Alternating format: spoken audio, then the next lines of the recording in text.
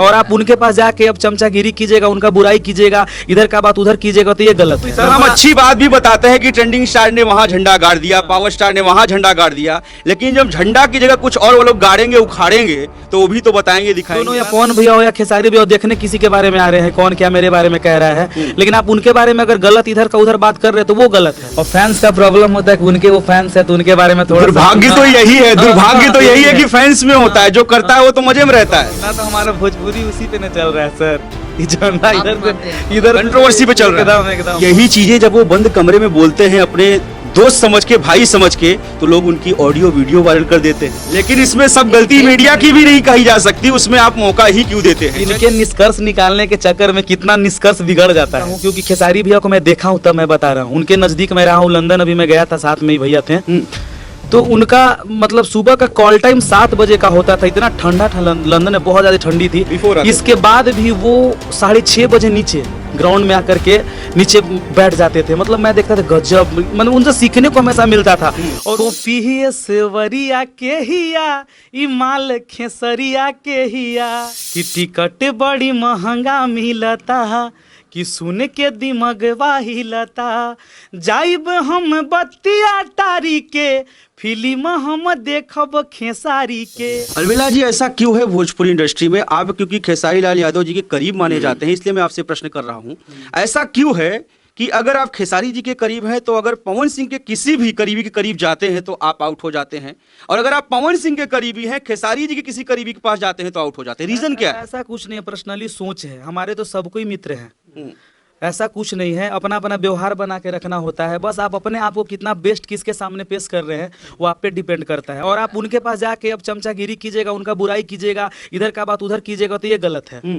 ये नहीं करना चाहते थोड़ी ना। दोनों या पवन भैया हो या खेसारी भैया हो, देखने किसी के बारे में आ रहे हैं, कौन क्या मेरे बारे में कह रहा है, लेकिन आप उनके बारे में अगर गलत इधर का उधर बात कर रहे हैं तो वो गलत है।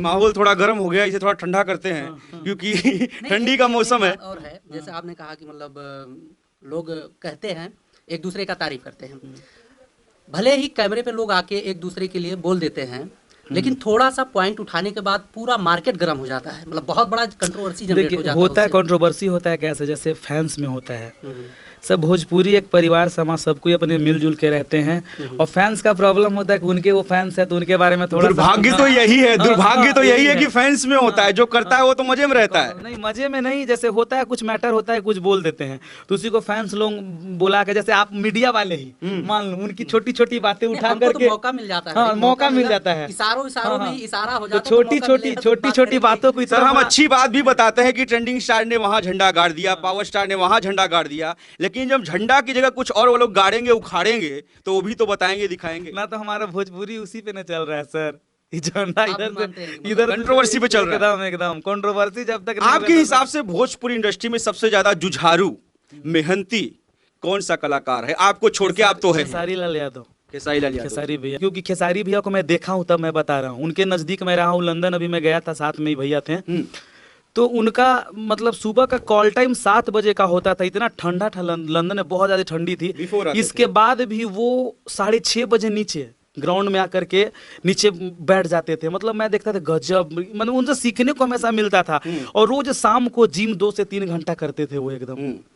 और इस लेवल पे पहुंचने के बाद उस टाइम हम भी जाते थे जिम करने के लिए, तो मतलब बहुत कुछ सिखाते बताते थे। बोले भैया गजब का मेहनत, बाबू नहीं करोगे तो अपने आप को अपडेट नहीं कर पाओगे आप। यही चीजें जब वो बंद कमरे में बोलते हैं अपने दोस्त समझ के, भाई समझ के, तो लोग उनकी ऑडियो वीडियो वायरल कर देते हैं।